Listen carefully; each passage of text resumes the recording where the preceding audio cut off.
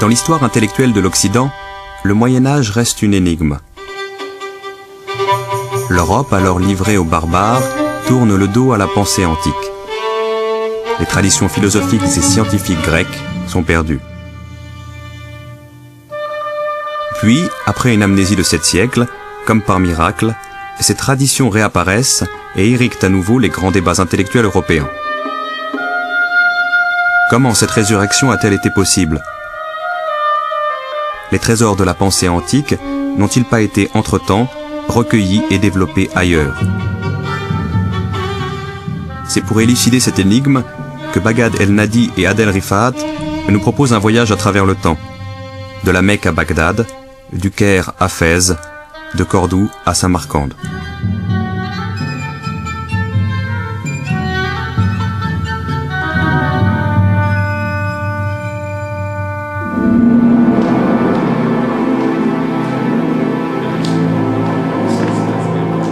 La chute de Rome en l'an 476 après Jésus-Christ, c'est la disparition de l'État, la ruine des grandes villes, le recul dramatique de l'écriture, l'effacement de la mémoire collective européenne.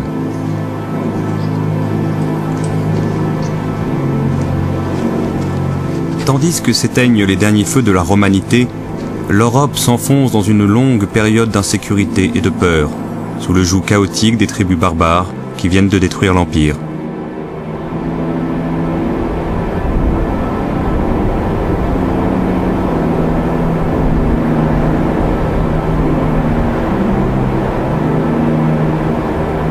La forêt redevient maîtresse du paysage, où l'espace cultivé retombe à 4%. Tandis que l'Église, dans son combat contre le paganisme et les hérésies, s'efforce d'asseoir son autorité sur la hantise du péché et la peur de l'enfer. Dans les monastères, les manuscrits qui ont échappé au naufrage général de la culture antique sombrent dans l'oubli. Heureusement, cette culture avait largement essaimé hors d'Europe, au sud et à l'est de la Méditerranée, particulièrement en Égypte. Alexandrie a été durant plusieurs siècles l'immense et prestigieuse capitale du monde hellénistique.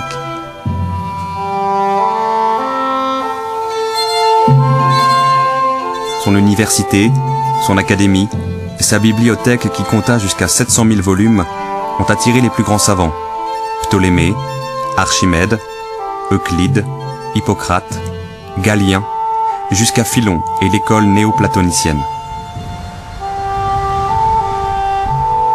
Byzance, héritière naturelle de Rome, possédait elle-même un très riche fonds de manuscrits philosophiques et scientifiques grecs, mais le recouvrait d'une chape de silence.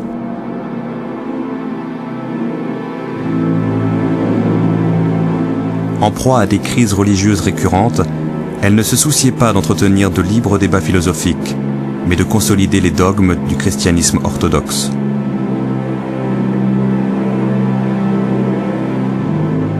Au VIe siècle, par durcissement dogmatique, elle en vint même à fermer l'Académie d'Athènes, comme celle d'Alexandrie.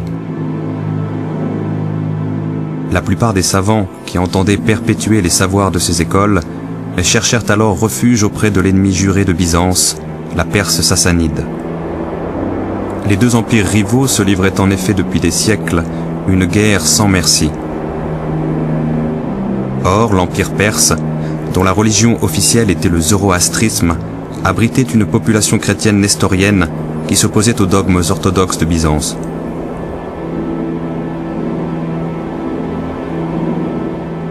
Cette rivalité doctrinale allait favoriser la survie en Perse de la tradition philosophique grecque, mais une survie au ralenti, comme en veilleuse, en attendant un souffle nouveau. Ce souffle allait venir de là où personne ne l'attendait, de la lointaine Arabie.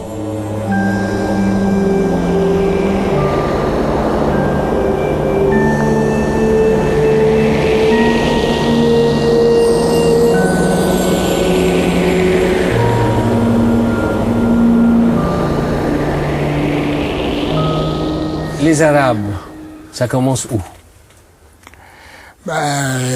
Personne ne sait, mais la plus ancienne attestation, c'est vers 850, je crois, avant Jésus-Christ. Une bataille Karkar en Syrie, où il y avait une coalition de différents petits royaumes de l'époque, parmi lesquels il y avait, je ne me rappelle plus, 500 ou 800 chameliers arabes. Et c'est là qu'on voit le mot arabe pour la première fois pour désigner un peuple du côté de la Syrie-Palestine par là.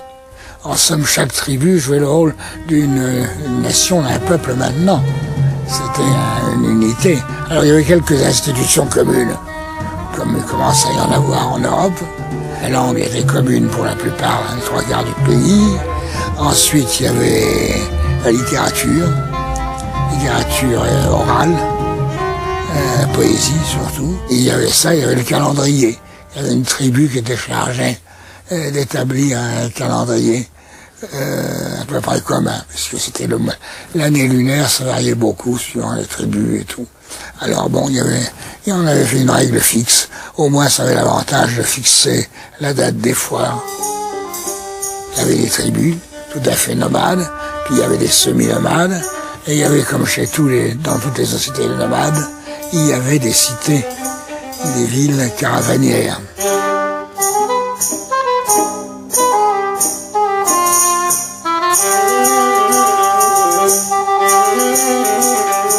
Alors c'était des centres, effectivement, et en général marqués aussi par une implantation religieuse, un temple où on allait en pèlerinage. Alors nous avons le fameux pèlerinage de la Mecque qui dure jusqu'à maintenant, une fois qu'il a été islamisé, le Hajj. Mais nous savons, le Hajj c'est un mot sémitique général, c'est dit Hag en hébreu, qui veut dire fête, tout simplement.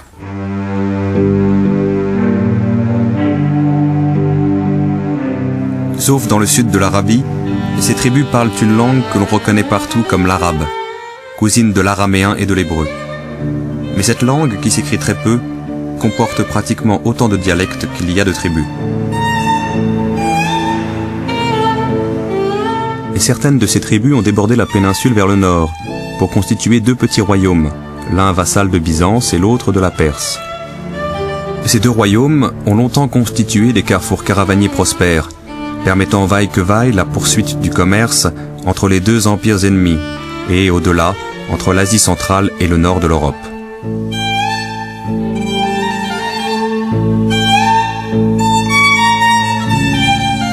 Mais dès le VIe siècle, l'effroyable guerre que se livraient les Byzantins et les Perses finit par provoquer la dislocation de leurs royaumes vassaux.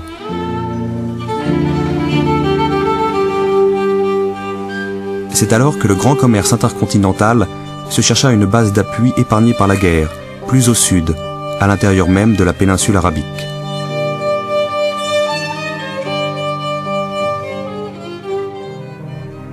Ce fut la Mecque.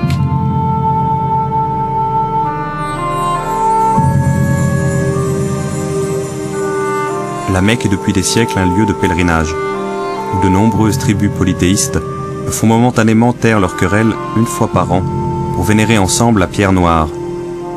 C'est un espace de paix, de négociation, où les grandes caravanes trouvent le havre idéal qu'elles cherchent. La Mecque connaîtra alors une brusque et considérable prospérité qui fait vaciller les valeurs de solidarité tribale en même temps que les vieilles traditions polythéistes.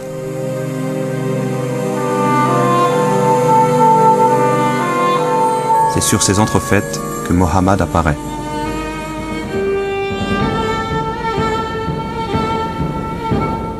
Issu d'une branche pauvre de l'une des grandes familles mécoises, Mohammed a commencé par gérer le commerce florissant de sa femme et à ce titre a voyagé à la tête de différentes caravanes, au cours desquelles il a eu des rencontres enrichissantes et qui l'ont notamment sensibilisé aux messages juifs et chrétiens.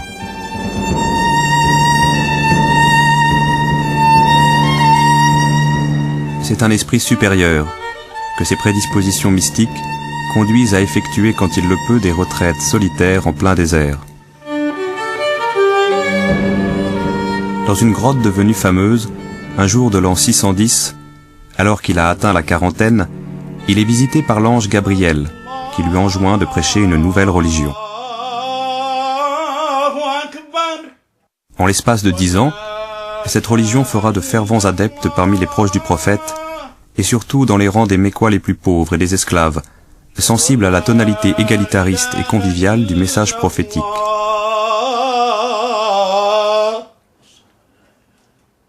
Les grands notables auxquels Mohammed reproche ouvertement leur rapacité et leur indifférence au sort des plus faibles vont réagir de plus en plus violemment, en harcelant certains des adhérents à la nouvelle religion.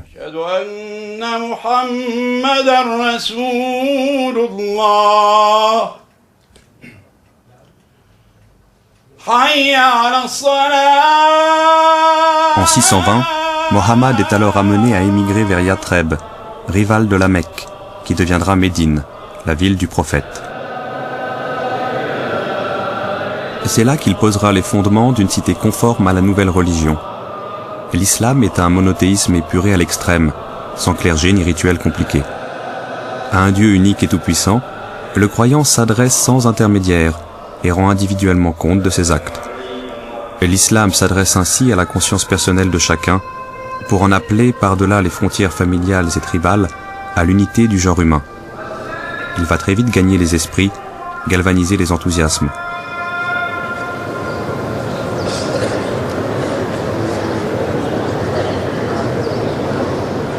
Mohammed se sent bientôt assez fort pour déclarer la guerre à la Mecque, établir contre elle des alliances tribales de plus en plus larges, séduire quelques-unes des personnalités mécoises les plus marquantes. Et finalement, conquérir la ville, sans même avoir à lui livrer d'ultimes batailles. Il mourra peu après. Bon, il y a la prophétie, il y a l'islam, et en quelques décennies, quelque chose se met en marche. Oui. Et comment penser cette chose, justement, cet élan assez exceptionnel? Eh bien, c'est assez difficile à trouver l'explication. Alors évidemment, il y a l'explication miraculeuse, celle de l'islam traditionnel. C'était Allah, qui est Dieu, qui a voulu cela. Et il y a d'autres explications d'après les circonstances historiques et la valeur que ça avait pour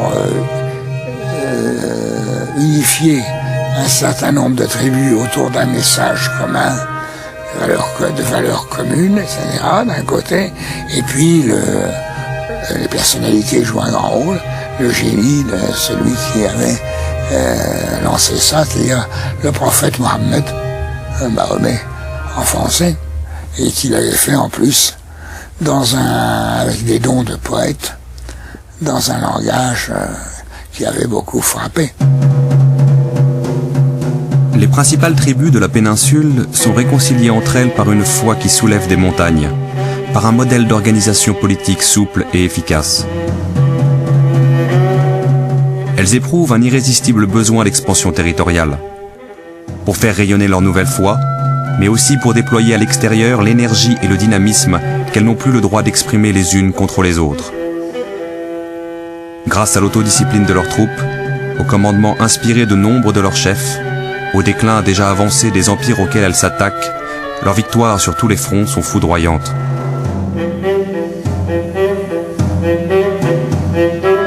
En 636, 4 ans après la mort du prophète, les armées de l'islam remportent une victoire décisive sur les troupes de Byzance. Et dès l'année suivante, en 637, infligent aux Perses sassanides une défaite dont ils ne se relèveront pas.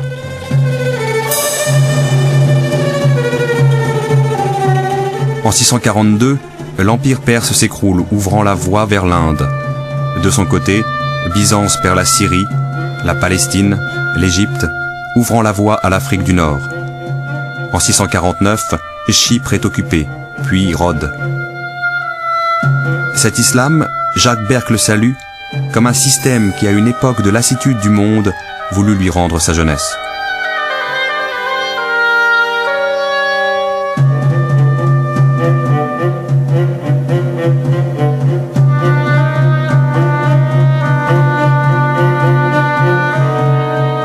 La fougue, l'audace, la faculté de s'adapter à des situations imprévues, la volonté d'aller toujours plus loin. Telles sont les qualités qu'on retrouve alors chez les grands capitaines de l'islam, en même temps qu'une extraordinaire humilité. Car ils sont pénétrés du sentiment que leurs victoires répondent d'abord à une volonté divine de favoriser l'expansion de l'islam.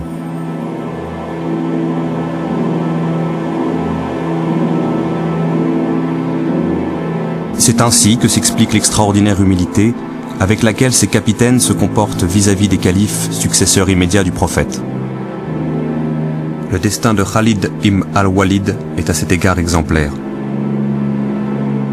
Khalid a été surnommé par les siens le glaive de l'islam, parce qu'il n'a jamais perdu de bataille. Génie militaire tout-terrain, il est le principal artisan des défaites infligées aux Perses comme aux Byzantins. Adulé par ses troupes, il se croit tout permis. Il commet certains excès. Le calife Omar, deuxième successeur du prophète, prend alors la décision inouïe de lui retirer son commandement au soir même d'une éclatante victoire. Que fait Khalid? Il obéit. Il se démet de son commandement et rentre seul à Médine, où l'on n'entendra plus parler de lui.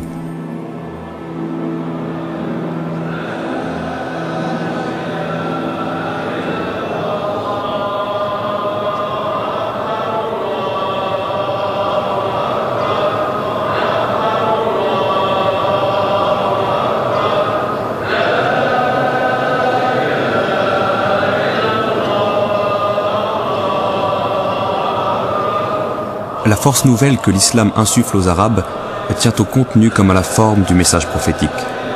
Par le lien original qu'il établit entre la toute-puissance divine et la marge d'initiative humaine, l'islam incite le croyant à l'action et lui offre une destinée possible sur la terre.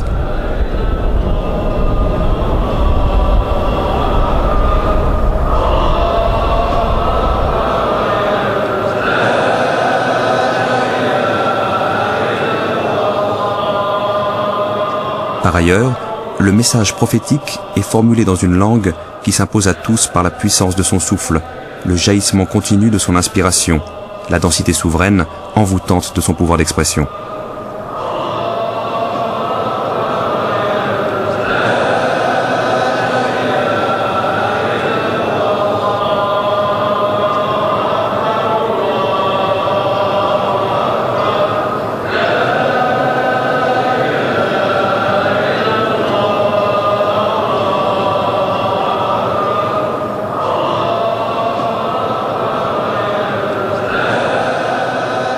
Ce message transmis oralement commence à s'éparpiller après la mort du prophète, entre des compagnons et des témoins dont certains ont appris les textes par cœur.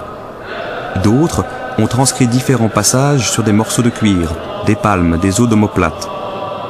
Diverses versions commencent à circuler, d'autant plus menaçantes pour l'unité du message que les règles de l'orthographe et de la grammaire arabe ne sont pas encore fixées. D'où l'importance cruciale de la décision prise par le calife Osman de coucher par écrit la version officielle unifiée de la révélation, le Coran. Mais lorsque la foi suscite la conquête, que la conquête ouvre la voie à l'Empire et que l'Empire conduit à la construction de l'État, se posent les problèmes de pouvoir, éclatent les dissensions et les rivalités.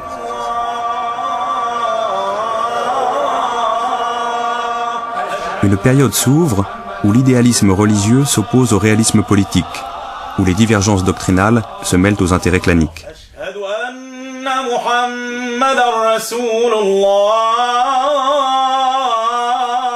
Un conflit armé opposera Ali, le dernier des 4 califes, qui furent les compagnons du prophète, à Moawiya, descendant d'une grande famille mécoise qui jadis avait combattu le prophète. Et c'est Moawiya qui l'emporte et s'empare du pouvoir. Il établira sa nouvelle capitale à Damas, fondant la dynastie des Omeyyades qui régnera durant près d'un siècle. Mais si les musulmans connaissent leurs premiers conflits internes, les rapports qu'ils entretiennent avec les autres communautés religieuses sont empreints d'une étonnante bienveillance.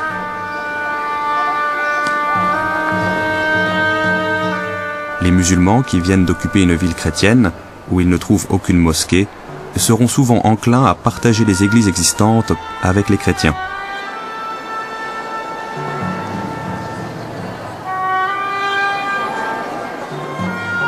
Ces derniers assistent à une messe le dimanche, là même où les musulmans auront conduit la prière du vendredi.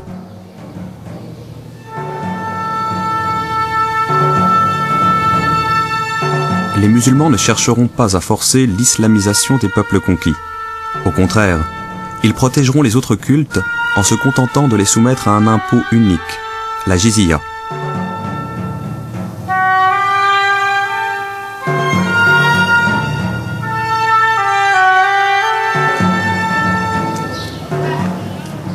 Chrétiens de diverses obédiences, juifs, zoroastriens, seront souvent intégrés à l'administration califale. Mais ils ne jouiront pas des droits et des privilèges réservés aux musulmans, à moins de se convertir à leur tour. Ce que les califes omeyyades, paradoxalement, n'encourageront pas.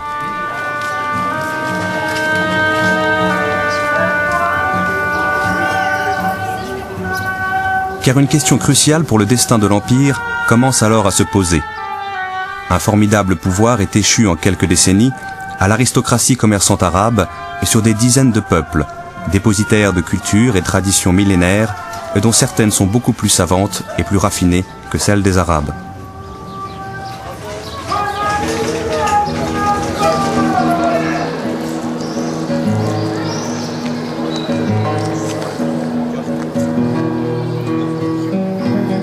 Les Omeyyades vont-ils imposer à tous ces peuples un statut d'infériorité permanente vis-à-vis des Arabes?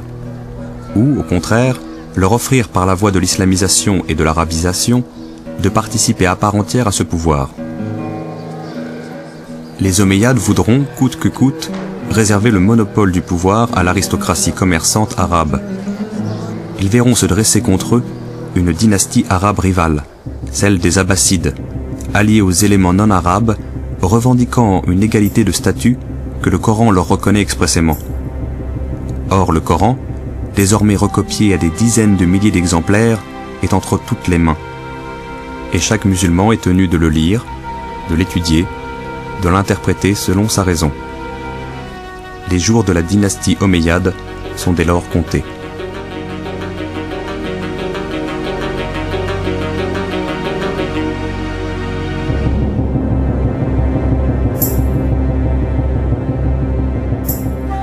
Première dynastie de calife, entre 650 et 750 environ, c'était celui des Omeyyades.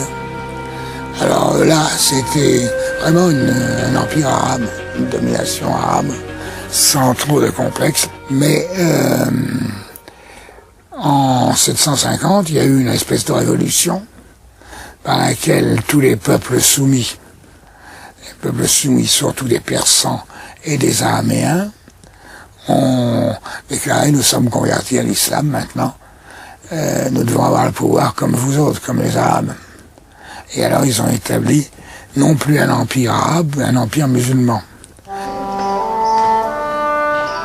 Alors, le monde islamique pourra faire appel aux talents disponibles au sein de tous les peuples conquis, souvent dépositaires de cultures millénaires, dont certaines sont plus raffinées que celles des Arabes.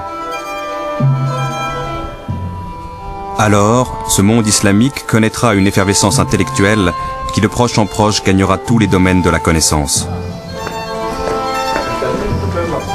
Alors, les savoirs antiques, qui avaient jusque-là survécu dans la pénombre de conditions précaires, apparaîtront en pleine lumière pour donner un élan nouveau à la pensée universelle.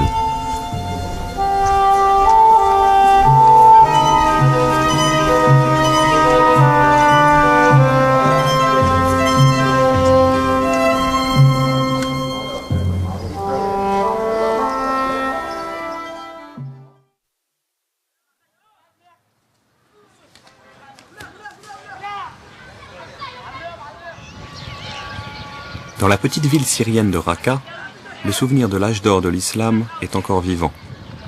On le retrouve dans les ruines d'une cité construite au 8e siècle, comme une réplique en miniature de la prestigieuse Bagdad. Ce souvenir est aussi entretenu aujourd'hui dans les manuels scolaires, comme le rappellent ces enfants rencontrés par hasard.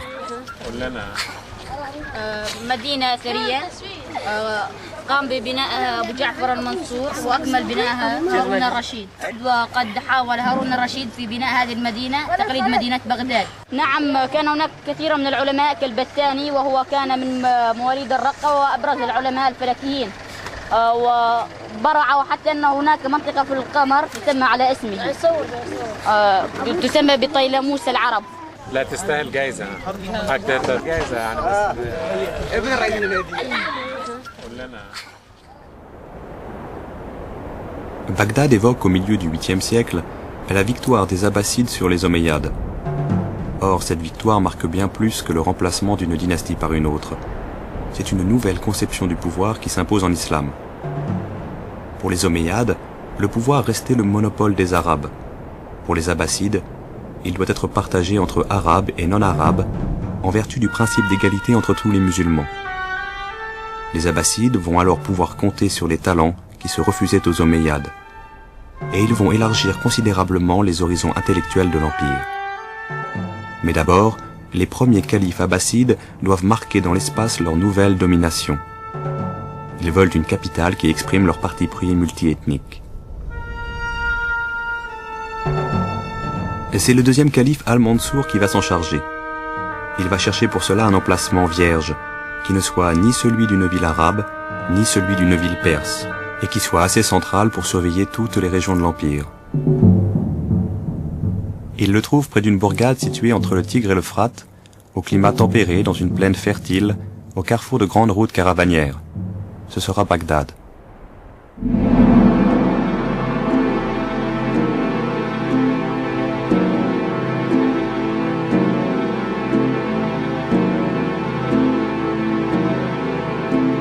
La ville ronde a été construite sous la direction de 4 architectes.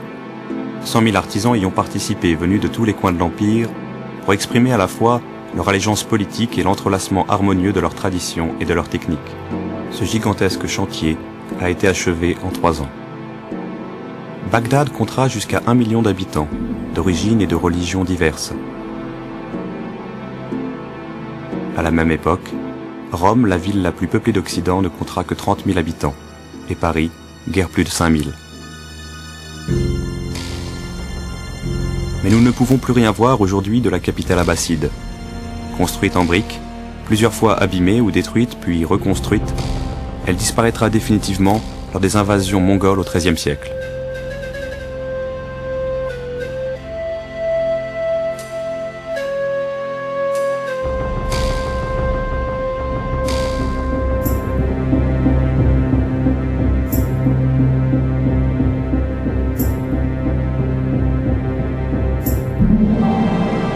Bagdad brille de l'éclat des étoiles mortes. Nous pouvons la rêver. La rêver à travers les témoignages de ses contemporains, à travers les légendes et les mythes qu'elle a inspirés, et puis à travers la présence des cités de l'islam encore vivantes. Car ces cités furent bâties dans son sillage, conçues par rapport à elle.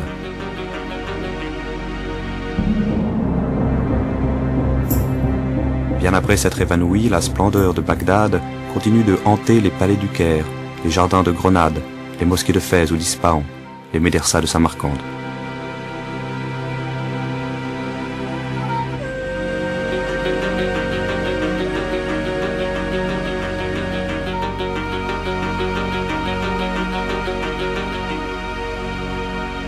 Un contemporain s'émerveille. Bagdad, centre du monde, nombril de la terre. Elle n'est à nul autre comparable en dimension ou en grandeur, par la majesté de ses bâtiments, par l'abondance de ses eaux jaillissantes, par la pureté de son air.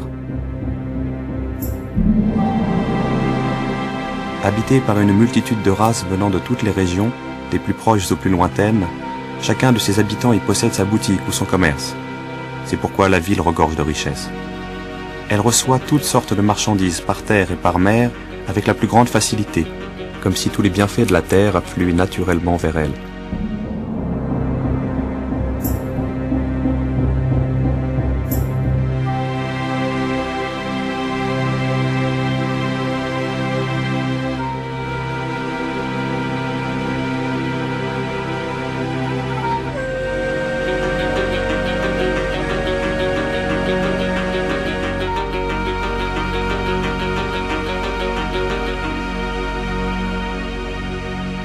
Bagdad est ainsi devenue la capitale mythique des Mille et une nuits. La voilà, cette grande et merveilleuse ville, où l'on vient de tous les endroits du monde. Vous y verrez une multitude de peuples. Vous n'y aurez pas le froid insupportable de l'hiver, ni les chaleurs excessives de l'été. Vous y jouirez toujours des fleurs du printemps, ainsi que des fruits délicieux de l'automne.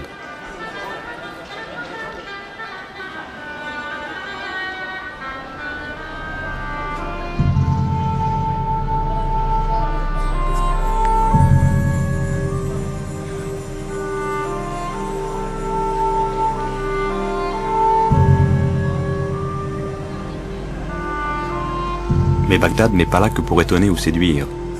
Elle est là pour gouverner le monde.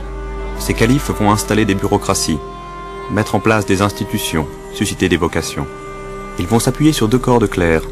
D'une part, les lettrés religieux dépositaires de la parole révélée, et d'autre part, une élite séculière de savants, de philosophes et de fonctionnaires, appelés à éclairer la réflexion des princes, à préparer leurs choix, à répercuter leurs décisions. Cette élite va trouver un formidable protecteur en la personne du calife Al-Ma'amoun.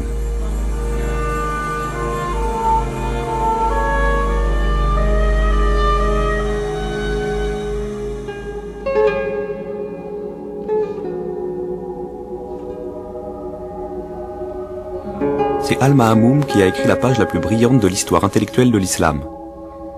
Devenu calife, il a offert sa protection et son soutien à tous les esprits libres de son époque, notamment en les défendant contre les théologiens traditionalistes.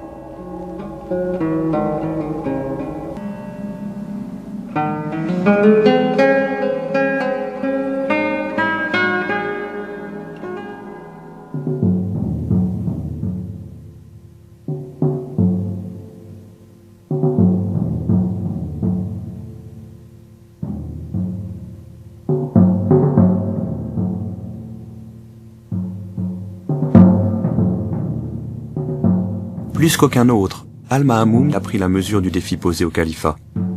Pour gouverner un empire aussi vaste, en assumant la diversité de ses populations et de ses cultures, il lui fallait à la fois mobiliser tous les talents de son époque et faire appel à tous les savoirs acquis au cours des époques précédentes. Al-Ma'amoun, c'était quelqu'un qui était un souverain très éclairé et qui a voulu faire de Bagdad une capitale brillante. Bon. Et il a donné les moyens à ceux qui étaient capables de la rendre brillante, il a donné les moyens de le faire. Pourquoi? C'est parce que d'une part, c'était un empire qui était riche, c'était un empire qui était très vaste, avec échange d'informations surtout. Et vous aviez des gens de passage à Bagdad qui venaient de la Chine. Et vous aviez donc des gens qui vous racontaient ce qui se passait en Chine, quelle était la géographie locale, que c'était... Bagdad, à l'époque, c'était au croisement de tas de choses au niveau culturel. Vous aviez tout le monde, l'ancien monde hellénistique. Vous savez, les manuscrits grecs, ils étaient sur place, parce que l'Empire recouvrait une partie de l'ancien Empire byzantin. C'est-à-dire qu'on n'avait pas à aller chercher les manuscrits. Ils étaient dans les monastères, ils étaient dans les anciens centres culturels, les manuscrits étaient là. C'était pas un déplacement. Le passage d'une culture à l'autre n'était pas un passage d'un lieu à l'autre, c'était sur le même lieu que ça se faisait. Alors quand on avait besoin de manuscrits très particuliers, on allait éventuellement les chercher à Byzance, où on demandait à propos d'un traité de paix que des manuscrits soient mis dans la balance pour le traité de paix. Mais la plupart des textes étaient déjà sur place. Et il se trouve qu'à Bagdad, tout le monde s'est mis à travailler ensemble, et on parle beaucoup du multiculturalisme de Cordoue, mais Bagdad au 9e, c'est beaucoup plus fort. C'est-à-dire qu'on voit très bien que Bagdad au 9e, vous aviez à la fois des musulmans, des chrétiens, des juifs, des zoroastriens, des sabéens, et tout le monde travaillait ensemble. L'important, c'est que on puisse arriver à faire quelque chose. Et là, on voit que Al-Ma'amoun a réussi, et je crois que c'est la plus belle réussite pour ce qu'est splendeur d'une capitale. Parce qu'après les Fatimides ont essayé au Caire, il y a eu de très beaux résultats, mais ça vaut pas Bagdad au 9e siècle. C'est-à-dire vous avez eu après l'Andalousie, vous avez eu de beaux résultats aussi, mais c'est sûr que ça vaut pas Bagdad. Bagdad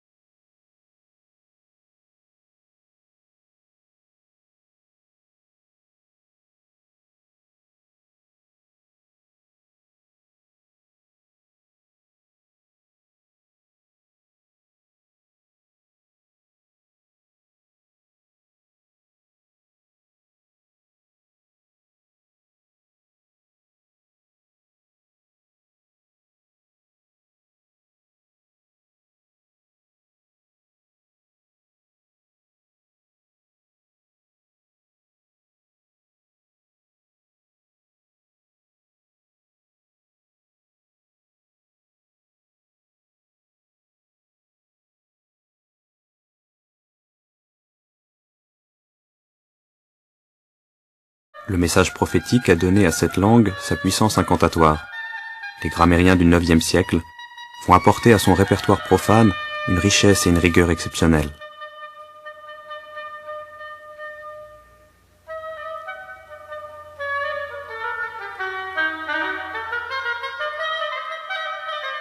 Les savants, d'où qu'ils viennent, doivent se mettre à apprendre cette langue pour participer au mouvement.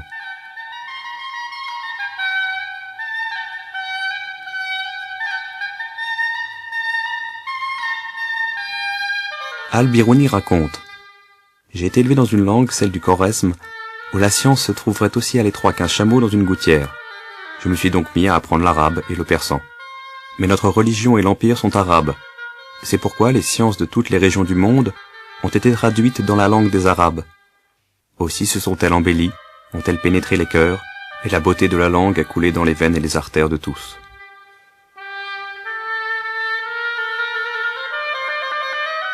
Il y a un engouement général pour la lecture, pour le savoir. Il est favorisé par l'introduction et la diffusion du papier, selon des techniques importées de Chine. Les copistes disposent alors d'un matériau léger, solide et beaucoup moins onéreux que le papyrus et le parchemin.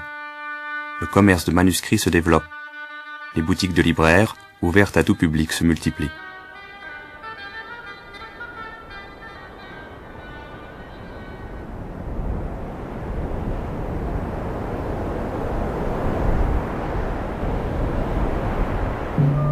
Le livre devient le vecteur d'un mouvement intellectuel qui touche à tous les domaines du savoir.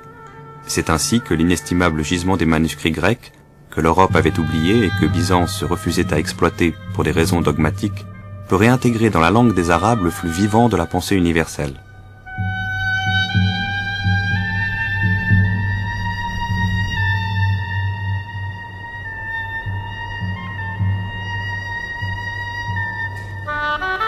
On assiste à l'émergence d'une figure prestigieuse, celle du savant total, de l'érudit tout-terrain, à la fois grand voyageur, philosophe, musicien, mathématicien, astronome. Précurseur des encyclopédistes du XVIIIe siècle, ces savants abordent librement tous les sujets intéressant les fondements de la cité, en même temps qu'ils pratiquent la médecine, la chimie ou la botanique.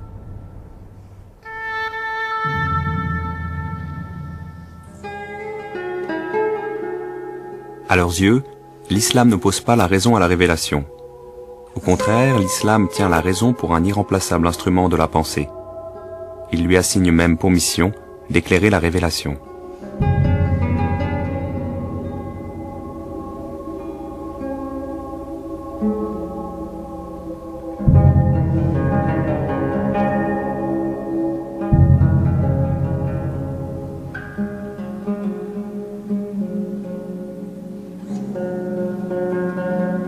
L'islam ne se présente pas comme une religion irrationnelle. Il y a des aspects dans le Coran, c'est bien connu, qui prônent la réflexion. Et les sciences islamiques s'étaient déjà formées, étaient rompues à la discussion, etc. Donc ce n'était pas... il y avait toute une armature rationnelle. Mahmoud, il a voulu, je pense, si on prend le problème de ce point de vue-là, sa décision politico-culturelle a consisté à introduire un usage de la raison que les musulmans n'avaient pas inventé, qui avait été inventé par d'autres, mais qui pouvait avoir son intérêt. Et ce qui me confirme dans cette idée, c'est un passage d'ailleurs assez connu du philosophe Al-Kindi, qui a été d'ailleurs très bien en cours auprès de Mahmoud. Au début de son livre de la philosophie première, il donne son programme, et son programme philosophique, son programme de philosophe, c'est de rassembler tout ce que les philosophes ont trouvé dans les temps précédents, de faire passer cela en arabe, de le mettre à la portée de l'époque, et de cette façon-là, de compléter la philosophie. Et qu'est-ce que ça veut dire compléter la philosophie? On le voit par l'intention générale de son œuvre, c'est retrouver ce qui a été inspiré aux prophètes d'un seul coup, et que les hommes mettent des siècles à retrouver.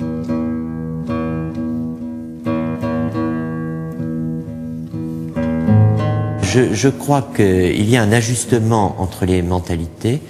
Il y a aussi une soif de connaître que je crois la révélation, le message coranique encourage, justifie et impose d'une certaine manière aux esprits qui en sont capables. La révélation coranique appelle tout homme, où qu'il soit, et à proportion de son talent naturel, de son fond mental, à connaître la vérité. Alors ça ne veut pas dire que tout le monde doit être philosophe, naturellement, mais ça veut dire que ceux qui ont la capacité de le devenir doivent affronter leur destin, leur destinée, leur destination. Et c'est ce qu'a compris le pouvoir abbasside. C'est ce que met en œuvre cette maison de la sagesse. C'est une maison pour les sages, bien entendu, faite par des sages, pour des sages, mais c'est une maison qui, au fond, va devenir un foyer pour l'humanité entière, parce que qu'on soit à un bout ou à l'autre de cet immense empire, on peut en recevoir finalement quelques lumières, si on y est appelé. Donc je crois que là, il y a une rencontre heureuse, rare, précaire, entre le message religieux et finalement la situation de l'époque, dans tous ses aspects. Il y a des savants pour faire de la science, il y a les moyens économiques d'organiser la circulation des échanges, et puis il y a la volonté politique de le faire. Ces trois conditions sont rarement réunies, hélas, à toutes les époques de l'histoire.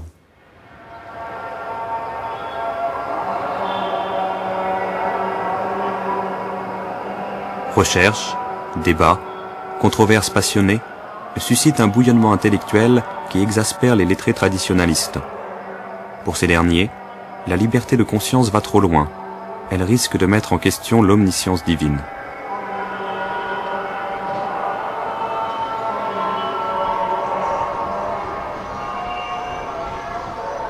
Un de ces lettrés, Ibn Qutayba, ridiculise en ces termes les intellectuels laïcs. Le fin du fin, pour eux, est de lire des choses sur la marche des astres, de s'intéresser à la logique, alors qu'ils ne comprennent rien à la loi de Dieu.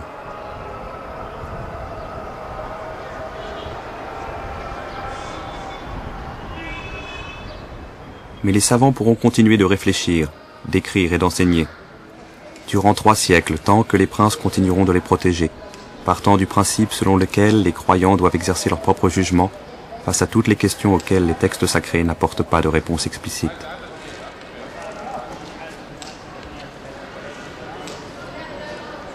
Le vrai titre de gloire de Bagdad au cours de cet âge d'or, il est là.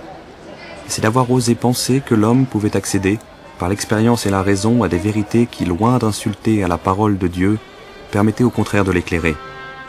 Que les savoirs profanes, acquis ici-bas, convergeaient naturellement vers cette parole, comme vers leur clé de voûte, dans le ciel.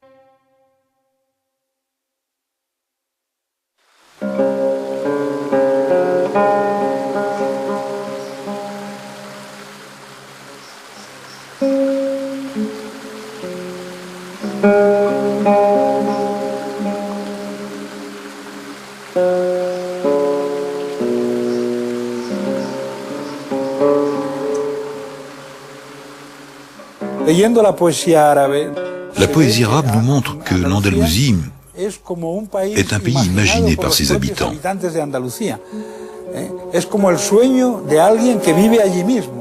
Il semblerait que ces habitants l'aient construite à l'image de leurs rêves. Alors ils ont développé l'agriculture, le jardinage, le monde urbain, la cuisine, une façon de comprendre le temps, la poésie, la relation avec les femmes, toute une série de valeurs qui, en fin de compte, représentent le rêve arabe.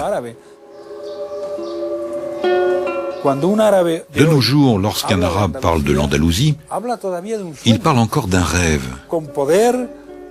d'une puissance, de son califat.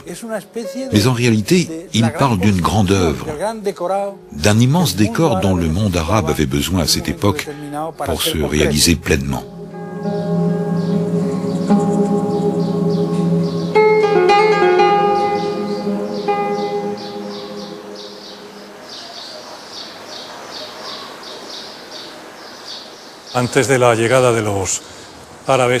Avant l'arrivée des Arabes et des Berbères, la civilisation andalouse n'existe pas.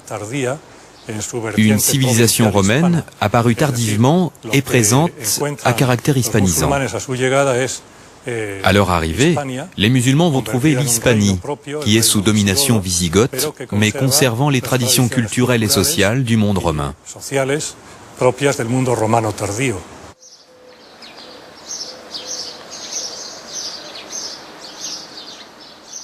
C'est en 710 qu'un comte chrétien, Julien, se rend auprès du gouverneur musulman de l'Afrique du Nord, Moussa ibn Nusayr, pour faire miroiter à ses yeux toutes les richesses de l'Espagne. Il insiste sur la facilité avec laquelle Moussa pourrait les conquérir, du fait de l'irrémédiable décomposition politique du pays.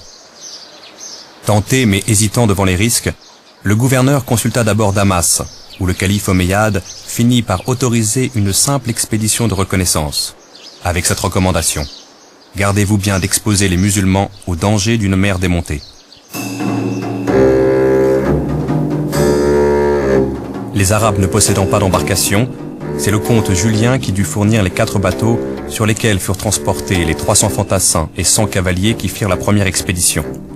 Simple razzia, mais concluante puisqu'elle sera suivie en 711 d'une deuxième expédition beaucoup plus conséquente, sous la direction de Tariq, qui allait donner son nom au détroit, Djibal Tariq, devenu Gibraltar.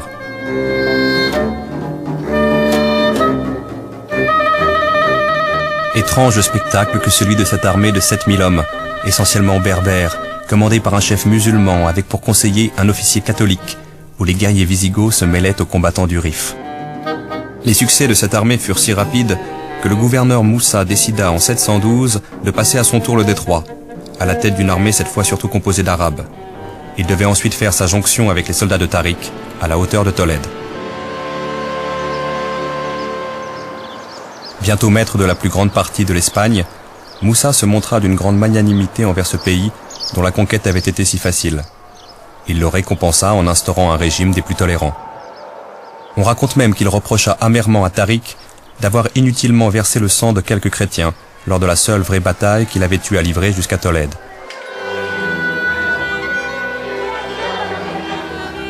L'unification et la consolidation ultérieure du pouvoir musulman allaient être beaucoup plus laborieuses. Bien plus que les princes wisigoths, ce qui pendant longtemps menacera ce pouvoir, ce sont les rivalités internes qui le déchirent. Entre Arabes et Berbères, mais aussi entre différentes tribus arabes, ces rivalités se transforment souvent en combats fratricides. Sans compter, à partir de l'an 750, l'opposition entre les fidèles de la dynastie déchue des Omeyyades de Damas et les partisans du nouveau pouvoir abbasside à Bagdad.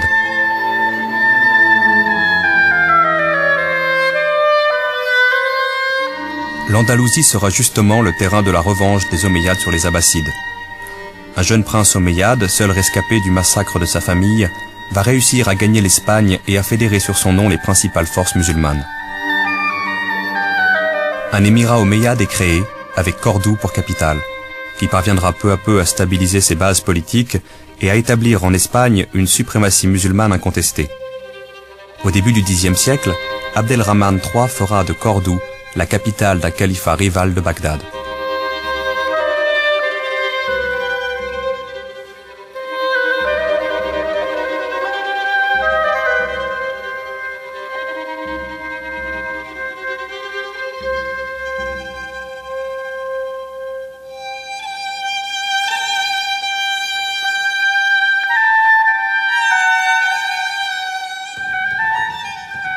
Les richesses accumulées à Cordoue au Xe siècle sont colossales. À titre d'exemple, ce cadeau qu'un noble qui vient d'être nommé vizir envoie au calife pour le remercier. 500 000 pièces d'or frappées, 400 livres d'or brut, 200 sacs de lingots d'argent, 30 pièces de soie brodée, 10 pelisses dont 7 en peau de renard blanc du Jourdain, 100 pots de zibeline, 6 tentes d'apparat, 48 manteaux tissés de soie et de fil d'or, 100 armures de parade, 1 millier de boucliers, 100 000 flèches, 100 chevaux, 60 esclaves dont 40 hommes et 20 femmes. De cette période faste date l'essor d'une civilisation musulmane proprement andalouse, à laquelle contribuent aussi bien des musulmans que des chrétiens et des juifs. Lorsque l'on visite Tolède, on découvre une ville où cohabitent 3 cultures différentes. La culture musulmane tient une place prépondérante dans l'histoire de la ville. Lors de la conquête, les musulmans sont entrés par là. Beaucoup d'églises de Tolède ont alors été transformées en mosquées et en oratoires, les mosquées étant des lieux pour prier. Là, vous voyez le motif des colonnes. Observez ces arcs en fer à cheval. Ils sont typiques de l'art wisigoth. Mais par la suite, ils sont devenus l'emblème, le symbole de l'architecture de Cordoue. Lorsque l'on se promène dans Tolède, on découvre une symbiose culturelle présente tout au long des siècles. De nos jours, ce qui fait le charme de Tolède, c'est qu'il n'existe pas de séparation culturelle comme à Jérusalem. Chaque pierre, chaque style, qui est l'essence même de Tolède, intègre les 3 cultures, la culture juive, la culture arabe et la culture chrétienne. Les maîtres de l'Andalousie vont conduire une politique fondée sur le respect des 2 autres religions du livre. Pas de prosélytisme, pas de conversion forcée. Chrétiens et juifs ne sont pas inquiétés dans la pratique de leurs religions respectives.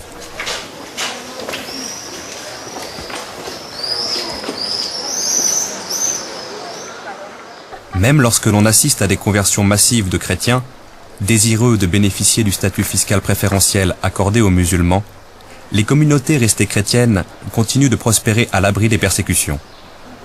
Elles gardent leurs églises, leurs couvents, des chefs chrétiens responsables, des percepteurs spéciaux. Elles ont même des magistrats appliquant sous le contrôle de l'administration musulmane le code gothique du Liber Judicum.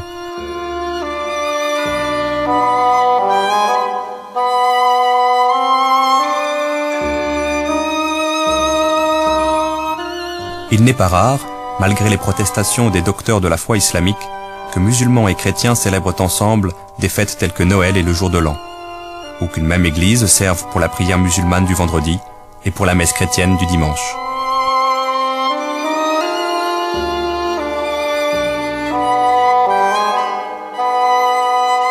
Juifs et chrétiens vont occuper des postes parfois importants dans l'administration musulmane, certains d'entre eux devenant des familiers ou des conseillers des califes et des princes.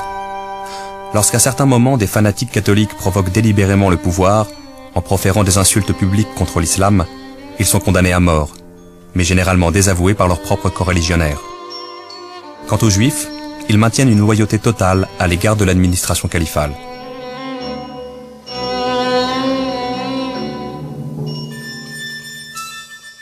Les communautés juives connaissent en fait un âge d'or.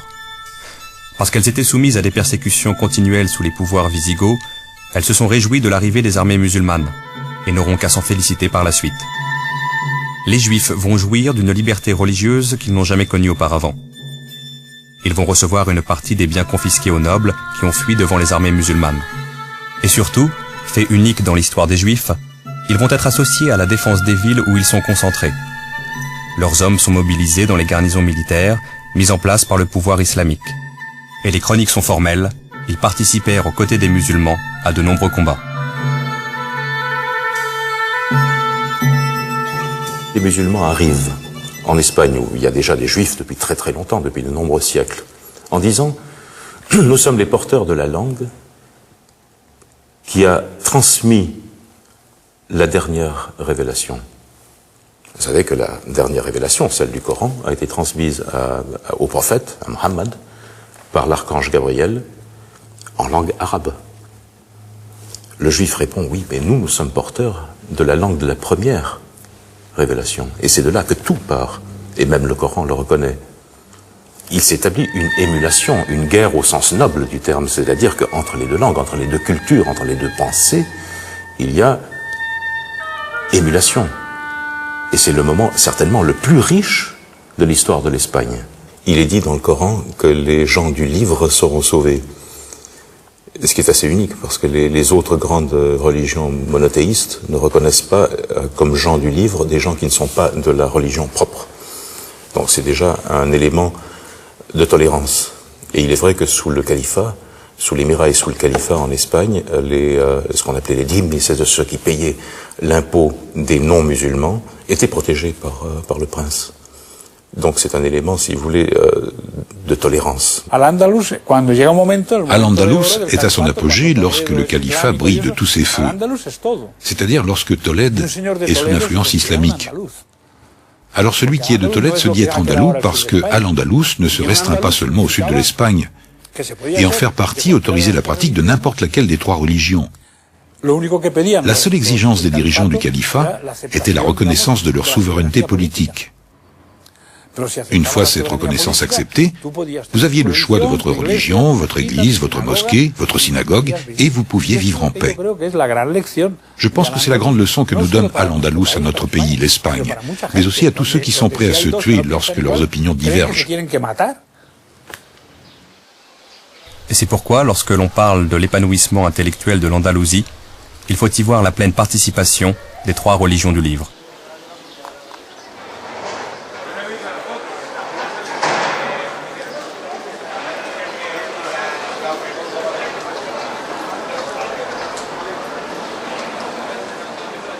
En dépit de la rivalité politique qui l'oppose à Bagdad, Abdelrahman II envoie un grand savant en Mésopotamie pour rechercher, acheter ou recopier des ouvrages scientifiques traduits du grec et du persan.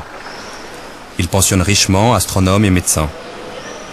Ayant un droit de préemption sur toutes les marchandises importées, il lui arrive d'accorder audience à des marchands récemment arrivés d'Arabie ou de Byzance pour se voir offrir leurs livres les plus précieux.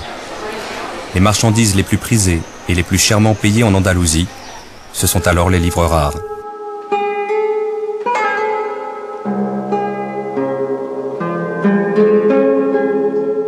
Tout au long du Xe siècle, Cordoue sera l'égal de Bagdad, en dimension, en population et surtout en magnificence. Un effort systématique est entrepris pour constituer une bibliothèque contenant tous les ouvrages capitaux, anciens et récents connus à l'époque. Un réseau de dépisteurs, de collecteurs, de copistes, étendu à l'ensemble du monde islamique, achemine vers Cordoue une fabuleuse collection d'ouvrages, égale en importance à celle des califes abbassides. On cite le chiffre de 400 000 volumes. À Cordoue même, une armée de scribes, de relieurs, d'enlumineurs veillait à l'entretien de ces trésors.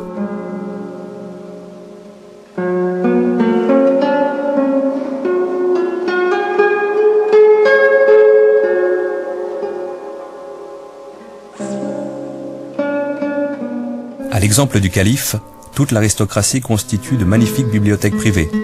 Et à l'exemple de Cordoue, Tolède, Valence, Grenade, Séville constituent leur cénacle de poètes, de lettrés, de philosophes et de savants qui tous travaillent dans d'excellentes conditions de confort et de sécurité grâce à la protection des princes.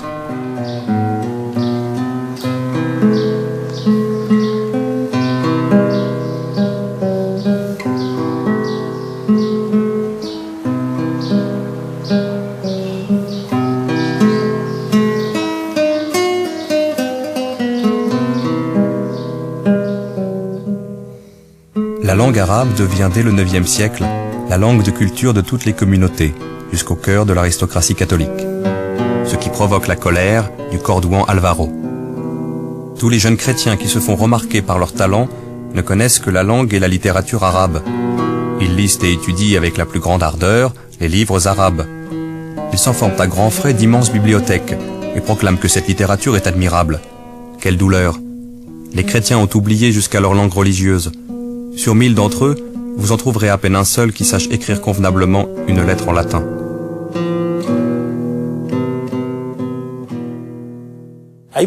Dans beaucoup de poèmes, il est écrit que celui qui a vécu en Andalousie ne pourra jamais aller en enfer, car il a déjà vécu au paradis.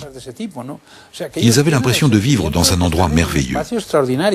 C'est un sentiment qui perdure encore de nos jours chez les Andalous. L'Andalou croit encore de nos jours que Séville et l'Andalousie sont ce qu'il y a de mieux au monde. Il croit que celui qui ne boit pas de vin à Séville n'en boira jamais ailleurs, et que les plus belles femmes du monde sont à Séville. Tout ceci est peut-être lié, même si ces idées de nos jours ont un peu tendance à s'estomper, du fait que les Andalous de l'époque pensaient qu'ils vivaient dans le plus bel endroit du monde. En Andalousie, l'enseignement primaire est si largement répandu que la plus grande partie de la population sait lire et écrire, contrairement aux royaumes chrétiens du nord de l'Europe. Certains artisans vont jusqu'à refuser d'engager des apprentis analphabètes, même si la lecture et l'écriture sont inutiles dans leur métier. Si l'arabe est la langue de culture de tous, de nombreux musulmans se doivent quand même, pour parler au peuple des villes comme aux métayers des campagnes, d'apprendre la langue romane. À travers cet enchevêtrement linguistique vécu, la langue espagnole en formation va puiser dans l'arabe tout ce qui lui manque pour exprimer des notions nouvelles. Alférez, lieutenant, vient de l'arabe alfares. Atalaya, vigie, vient de ataliya. Albanil, maçon, vient de albana. Zalmedina, maire, vient de sahib al-Madina. La population hispanique se convertit peu à peu à l'islam. Elle accepte l'arabe comme langue religieuse et politique. Cependant, le bilinguisme a toujours existé entre l'arabe d'un côté et la langue romane de l'autre. Une lente conversion va s'opérer sur 300 ans, du 8e au 10e siècle. Il faut savoir qu'à l'époque du califat, jusqu'au Xe siècle, 25 ou 30% de la population était encore chrétienne. Il s'agit des mozarabes. Leur langue était déjà arabisée, ainsi qu'un grand nombre de leurs coutumes.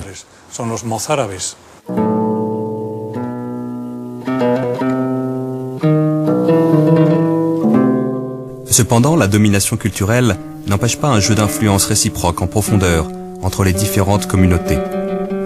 Ainsi, phénomène unique en société musulmane, les femmes commencent à sortir sans voile, à briller dans les milieux cultivés, à se distinguer dans certains cénacles par leur talent de poétesse et de lettrée. Quelque chose d'essentiel bouge dans le statut figé de la femme, qui d'ailleurs soulèvera l'indignation de nombreux docteurs de la loi islamique.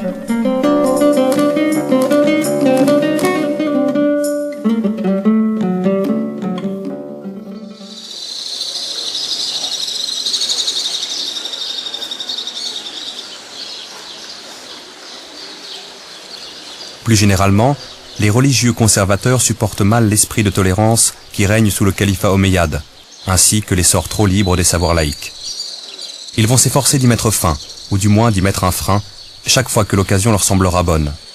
À partir de la fin du Xe siècle, à la faveur de l'effondrement du califat et de la prolifération des petits royaumes indépendants, les princes musulmans subissent la pression croissante des conservateurs.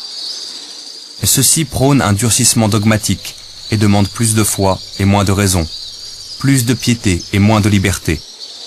Certains princes les entendent, d'autres persistent dans la volonté de défendre la pensée, de protéger les penseurs, de maintenir un certain mode de vie.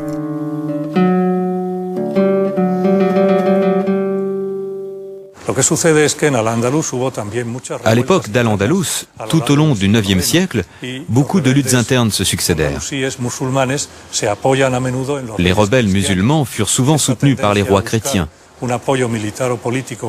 Cette tendance à trouver un soutien militaire ou politique chez les adversaires s'est maintenue tout au long du XIe siècle, durant l'époque des rois de Taïfas. Même durant le XIIe siècle, il y eut beaucoup de mercenaires chrétiens venus du Nord. Le Cid est l'exemple typique de caudillo et de guerrier chrétien, qui sert à la fois les autorités musulmanes, en tant que mercenaires, et ses idéaux politiques et religieux, en tant que chrétiens.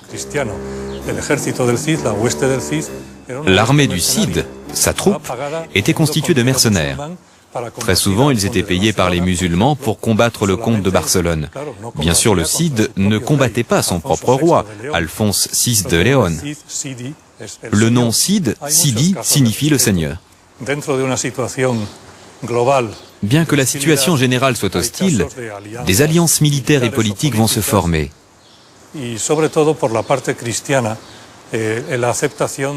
ce sont principalement les chrétiens qui vont accepter les coutumes et les habitudes de la vie quotidienne des musulmans.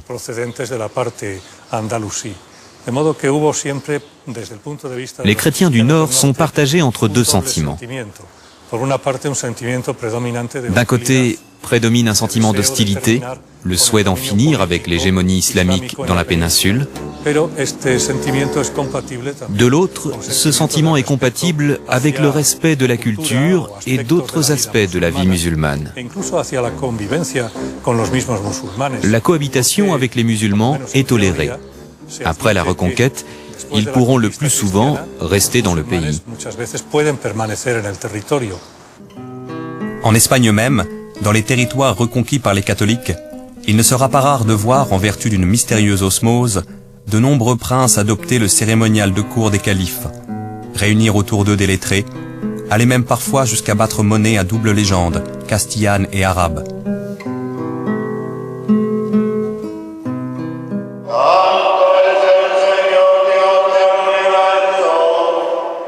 Ce qui nous frappe encore dans le formidable corps à corps de l'islam et de la chrétienté, dont l'Espagne aura été le siège durant 8 siècles, c'est ce miracle de deux mondes qui se sont affrontés sans se fermer l'un à l'autre. C'est le mystérieux démenti de la culture au fanatisme, qui fera que jusqu'au XVe siècle, dans les villes reprises par les princes catholiques, on continuera de convoquer les talents et les savoirs arabes, détenus par des juifs, aussi bien que par des musulmans.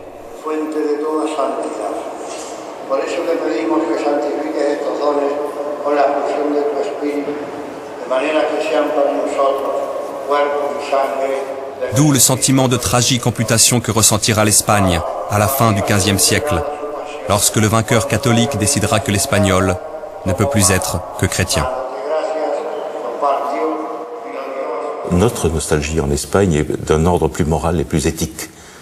C'est-à-dire, les plus nostalgiques parmi nous sont des gens qui se rendent compte à quel point nous avons été tronqués de deux parties essentielles de notre culture. C'est-à-dire, est espagnol un juif, un musulman et un chrétien. Or, nous ne sommes restés que des chrétiens.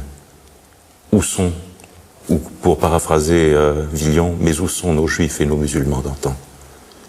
Et là, il y a une terrible nostalgie.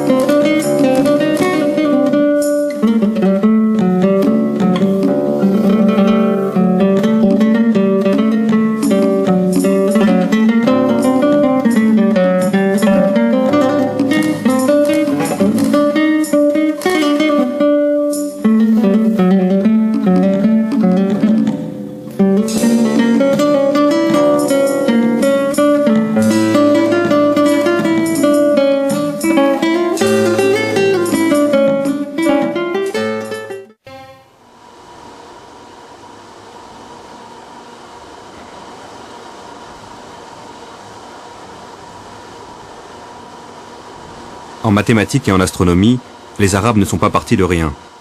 Ils sont partis de là où étaient arrivés les savants grecs. Le premier point de départ et le plus important, c'est la Grande Grèce. La Grande Grèce, c'est toute la région qui était hellénisée depuis au moins le 3e ou le 4e siècle avant notre ère. Et donc, il y avait toutes les sources scientifiques laissées par les savants hellénistiques qui ont cultivé aussi bien les mathématiques que l'astronomie, que la médecine, que la philosophie, que le reste.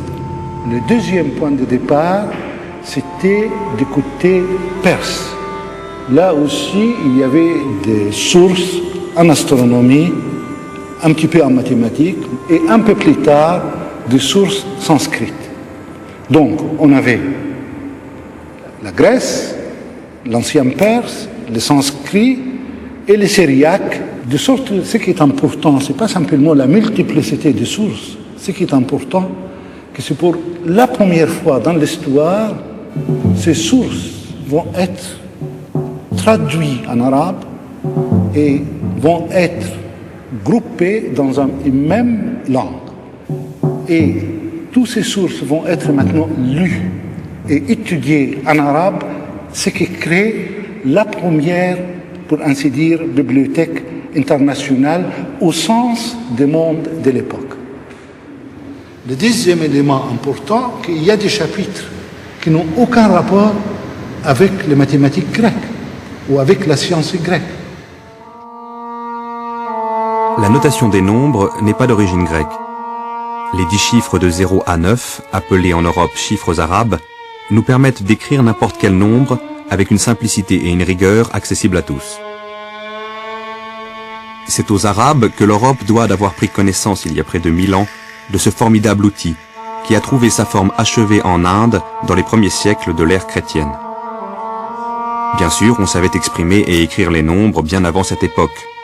Un signe pour les unités, entailles, tirets ou lettres de l'alphabet, un signe pour les dizaines, un signe pour les centaines et parfois les milliers. Mais tous ces systèmes avaient une ambiguïté fondamentale.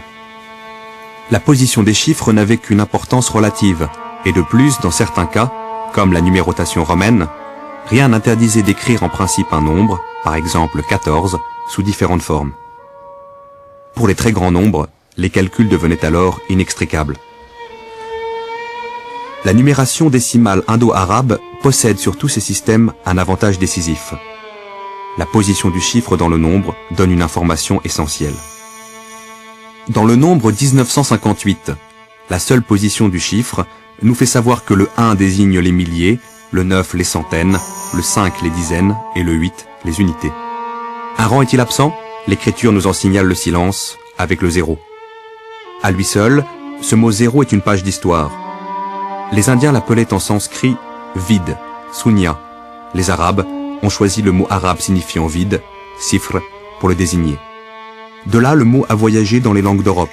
Sifr, sifra, chiffre. Mais aussi sifr, zéphirum, zévéro, zéro. Le calcul indien, comme l'appelaient eux-mêmes les Arabes, a fait son apparition en Europe au XIIe siècle, à travers un texte latin issu d'un livre composé en arabe 3 siècles plus tôt à Bagdad. Son auteur, Muhammad ibn Musa al-Khawarizmi, a vu son nom propre donner naissance à un nom commun, l'algorithme. Procédure de calcul qui va avoir une efficacité foudroyante par rapport aux anciennes méthodes à base de boulier et d'abac. Le mot algorithme n'est autre que la forme francisée du mot latin algorithmus, lequel, à son tour, est la forme latinisée de al-Khawarizmi. Cet immense savant travaillait avec bien d'autres auprès du calife Al-Ma'amoum, au IXe siècle à Bagdad. Il a constitué l'algèbre en sciences. Et le mot algèbre nous vient aussi du titre arabe de son ouvrage consacré aux équations, Kitab al-Jabr wal-Muqabala. À quel souci répondait cet ouvrage? Certes, Al-Khawarizmi entendait aider ses contemporains dans leurs échanges commerciaux, leurs mesures d'arpentage ou leurs problèmes d'héritage. En cela, il n'était pas le premier. Le progrès accompli réside dans le caractère général et systématique des règles que dégage Al-Khawarizmi. Par exemple, on disposait de procédures assez simples permettant de répondre à la question suivante. J'ajoute à la surface d'un champ carré 10 fois le côté de ce champ et je trouve 39 unités de monnaie. Quelle est la superficie de ce champ et la longueur de son côté?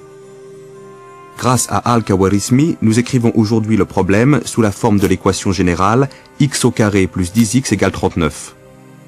X est la chose inconnue, x au carré en est la deuxième puissance, c'est-à-dire la nouvelle surface du champ. C'est une équation qui resservira pour tous les problèmes du même type. Al-Khawarizmi la résout en raisonnant géométriquement sur des surfaces. Et nous pouvons justifier pleinement les règles de calcul qui nous conduisent à la solution, dans notre cas, x égale 3. Cette nouvelle démarche, c'est l'algèbre en train de naître. Elle est inventée par Al-Khawarizmi. Mais ce qui est nouveau pour Khawarizmi, c'est deux choses. L'un, c'est de concevoir une théorie générale des équations. Il ne s'agit pas de résoudre cette équation ou de cette équation. Non, il s'agit d'avoir toutes les classes d'une équation, enfin, tout un type d'équation et résoudre les types. Quel était le résultat? Le résultat, que pour la première fois dans l'histoire, nous avons une discipline qui traite des objets généraux, des objets qui peuvent être aussi bien géométriques qu'arithmétiques. Or, ceci a offert aux mathématiques, à l'ensemble des mathématiques, des possibilités qui n'ont jamais existé auparavant. Aussitôt élaborée, l'algèbre sera réinvestie dans d'autres domaines mathématiques, comme l'arithmétique ou la géométrie, contribuant à résoudre les problèmes jusque-là difficiles et inaugurant à partir de là de nouveaux territoires théoriques. Dans la chaîne des maîtres, dont beaucoup restent encore pour nous simplement des noms, car on n'a pas retrouvé leurs œuvres, il nous faut citer l'un des plus grands, Ibn al-Haytham. Celui qu'on surnommera le second Ptolémée est né à Bassora et fut actif dans la première moitié du XIe siècle. Mathématicien, physicien, astronome, il jouit d'une réputation universelle. Sous son nom latinisé, Al-Hazen, il sera célèbre chez les savants médiévaux, grâce aux versions latines de ses œuvres, en particulier son monumental ouvrage d'optique.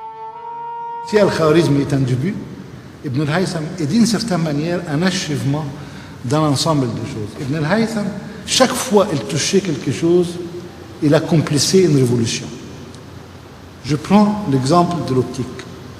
C'est le premier qui refuse la tradition hellénistique de l'optique comme une théorie de la lumière, de la propagation et de la diffusion de la lumière, et une théorie de la vision. Ces deux branches étaient confondues dans l'optique grecque. Donc lui, il sépare. L'acte de séparation concret et simple. C'est que la lumière ne sort plus de l'œil pour éclairer les objets. Non, la lumière vient de l'extérieur, n'est-ce pas, dans l'œil. Or, cette séparation a été accomplie grâce à des choses. La première, qui est désormais en optique, quelle qu'elle soit la branche, il faut que ça soit géométrisé. Deuxièmement, en optique, il y a une preuve, l'expérimentation est une preuve nécessaire qu'il faut accomplir quand on travaille en optique. Étudier les miroirs ardents, c'est les concevoir et les fabriquer, afin de faire converger les rayons du soleil en un point donné. Selon une légende tenace, Archimède aurait élaboré un tel dispositif, qui fut utilisé lors de la bataille de Syracuse pour incendier la flotte ennemie. Reprenant et perfectionnant certains auteurs grecs, qui prétendaient pouvoir reproduire l'exploit d'Archimède, les savants arabes affrontent des problèmes à la fois théoriques et expérimentaux, comme la propagation de la lumière, la forme et la dimension des miroirs, la réflexion des rayons et les moyens de les faire converger. Ibn al-Haytham fait franchir des étapes décisives à toute l'optique en général. Il faudra attendre Kepler, 6 siècles plus tard, pour retrouver des avancées comparables.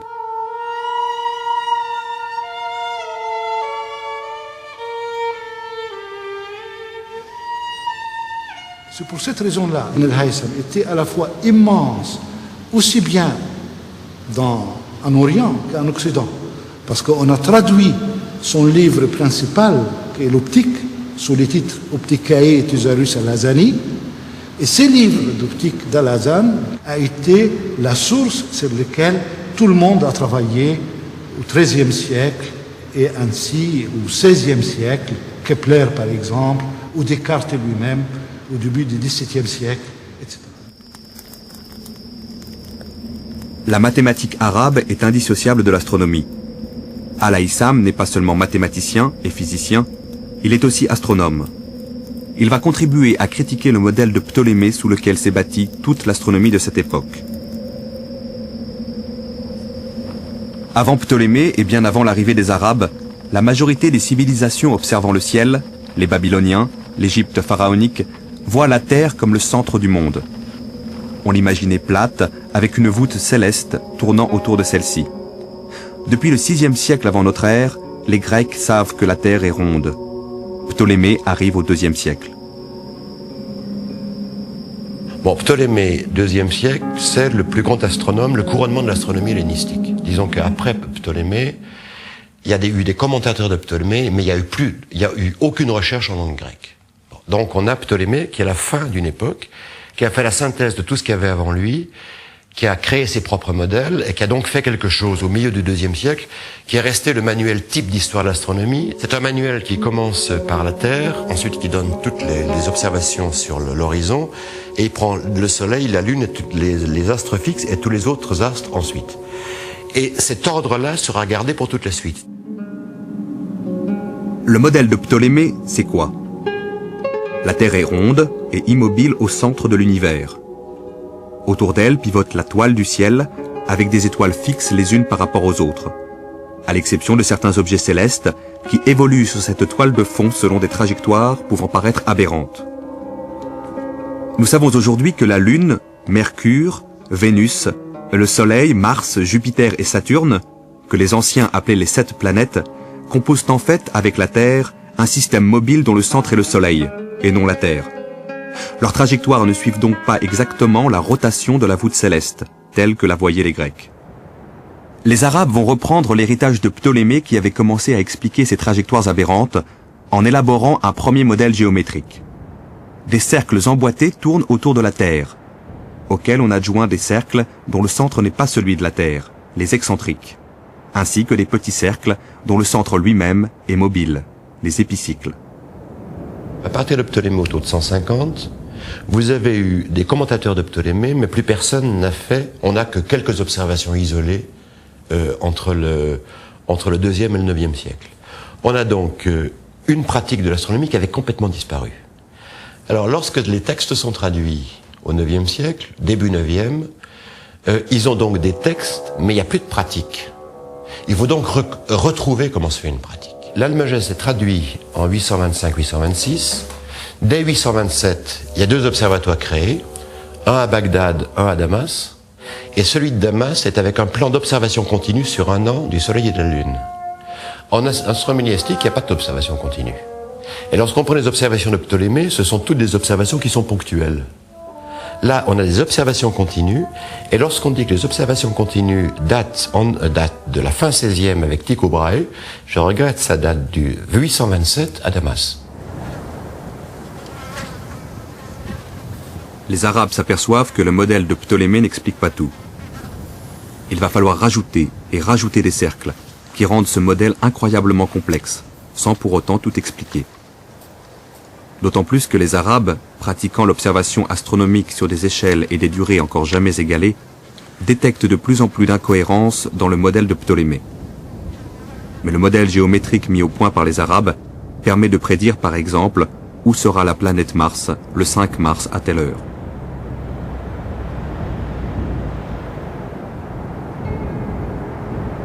Ils ont recours aux instruments mêmes décrits par Ptolémée: armilles, cadrans, règles, gnomon, dioptre, sphère armillaire. Ils ont l'avantage sur Ptolémée de pouvoir mobiliser sur injonction califale des dizaines voire des centaines de chercheurs pendant des semaines, des mois entiers, pour comparer leurs observations sur un très vaste territoire. C'est ainsi que plusieurs siècles avant Tycho Brahe, astronome européen de la Renaissance, les Arabes mettent au point des sextants géants, capables de mesurer la hauteur du Soleil sur l'horizon ou bien sa distance au zénith. Nous pouvons voir un exemple encore debout des sextants arabes dans l'observatoire de Samarcande, construit plus tard selon le même modèle. Il est constitué d'un quart de cercle d'un diamètre de 40 mètres. Ce quart de cercle est situé dans une construction fermée, percée d'un trou où passent les rayons du soleil. Il est composé d'une double rampe de cuivre, graduée de plusieurs dizaines de mètres de long. L'espace entre chaque graduation, soit 35 cm, correspond à 1 degré. Pour lire l'angle du soleil par rapport à l'horizon, il suffisait de trouver le centre de la tache lumineuse sur le cuivre, formée par le rayon du soleil passant par le trou, au sommet de cet observatoire.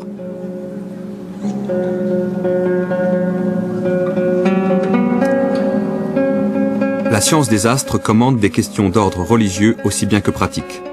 L'heure des prières, la direction locale de la Mecque, l'apparition du croissant lunaire indiquant le début du mois de jeûne de Ramadan, mais aussi l'orientation en mer, le calcul de la position d'un lieu. On voit apparaître en Égypte au XIIIe siècle de nouvelles fonctions telles que celle du muwaqit, astronome chargé de réglementer les heures des prières, ainsi que celle du mikati, chargé au sens large de la mesure du temps, sans lien direct avec une institution religieuse. Mais l'astronomie continue de se poser aussi des problèmes purement théoriques. La question pratique posée est immédiatement dépassée et qu'on a des études théoriques immédiatement qui n'ont plus aucune application pratique, qui sont simplement par un jeu de recherche. Et par exemple, Thabit N'Kora, il prend toutes les orientations possibles de plans.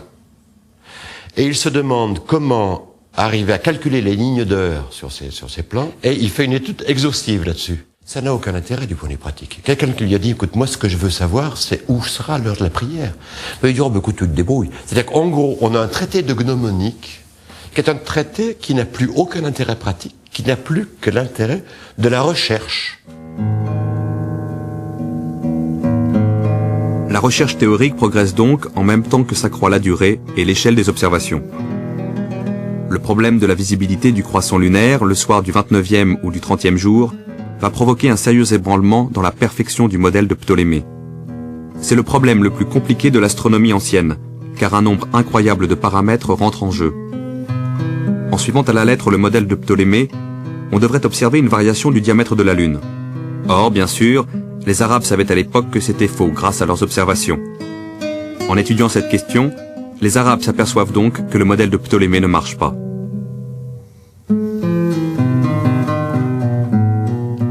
Un savant exceptionnel illustre le plus brillamment cette époque de synthèse entre les savoirs grecs et les nouveaux matériaux expérimentaux et théoriques des Arabes, Al-Biruni, qui a vécu au XIe siècle. Maîtrisant le persan, l'arabe et le sanskrit, il est l'auteur de 180 ouvrages, dont 35 en astronomie pure. Dans son Kanum al-Mazoudi, il réunit dans le cadre théorique fixé par Ptolémée toutes les données grecques, persanes, indiennes et arabes connues, qu'il ordonne, mathématise et reformule. Mais alors, dans un autre coin, ça c'était le Caire, autour du première moitié du XIe siècle, vous avez Ibn Haytham, qui est mort après 1040 à peu près. Hein, bon. Mais alors, ce qu'il y a, c'est qu'Ibn Haytham, lui, n'était pas un observateur. Mais c'était quelqu'un qui avait un mathématicien exceptionnel, un physicien exceptionnel, et qui prend simplement les travaux d'astronomie qui ont été faits jusque-là, et il fait un petit traité qui s'appelle les doutes sur Ptolémée.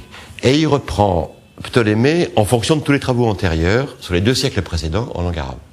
Et il voit que Ptolémée ne tient plus. Et effectivement, il donne toutes les incohérences de cette géométrie de l'univers de chez Ptolémée, parce qu'il montre que tout ce système de cercles était incohérent, parce qu'étant donné les mouvements qui doivent exister dans le ciel, on ne peut pas arriver à inclure dans des corps concrets les mouvements imaginés par Ptolémée. Le système de Ptolémée se fissure, mais reste toujours irremplaçable. Il faut des trésors d'ingéniosité mathématique pour continuer de le faire marcher. Au XIIe siècle, plusieurs savants, dont Averroès en Espagne musulmane, mettent l'accent sur les contradictions du système ptoléméen pour en proposer une formulation nouvelle. C'est vers le milieu XIIIe qu'il y a un observatoire qui est créé dans la Marara, disons que c'est le nord-ouest de l'Iran actuel. Et c'est un observatoire qui a été créé explicitement pour arriver à trouver des modèles géométriques qui étaient autres. Alors, ce qu'il y a, c'est que c'est Nasir ad-Din al-Tousi, qui lui est mort en 1274, c'était le maître d'œuvre de l'observatoire. Alors, il fait un premier traité qu'il appellera Mémoire d'astronomie, et qui est un peu dans le même genre. Mais là où il a quelque chose de capital, c'est qu'il propose déjà un premier modèle qui n'est plus ptoléméen. Al-Tousi reprend une critique du système ptoléméen déjà formulée par Ibn al-Haytham. On observe dans le ciel des mouvements de va-et-vient que décrivent certains astres, et qu'il est impossible d'expliquer par de simples mouvements circulaires, si complexes que soit le modèle.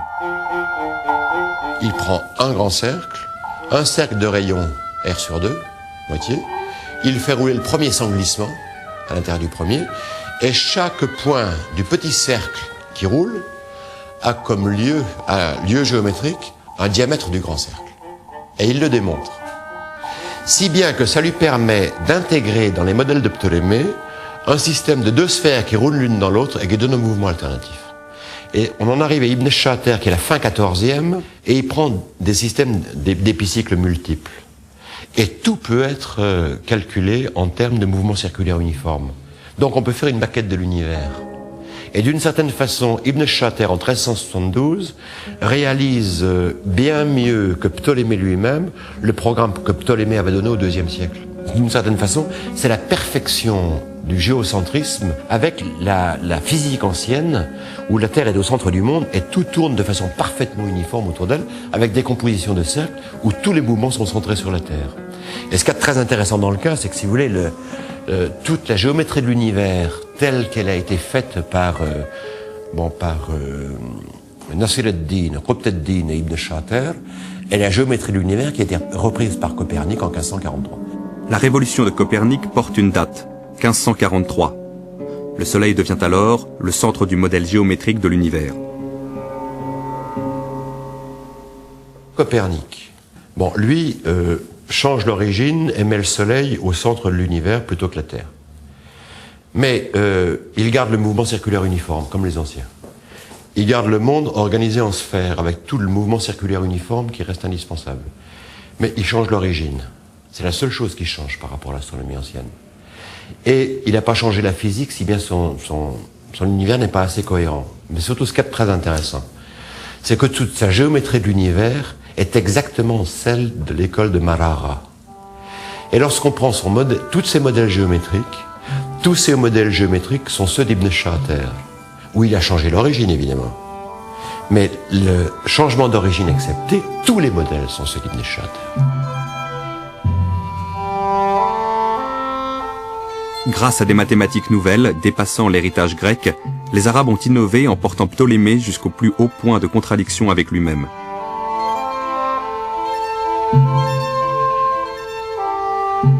C'est par là qu'ils ont préparé la révolution copernicienne et frayé la voie à la renaissance scientifique de l'Europe.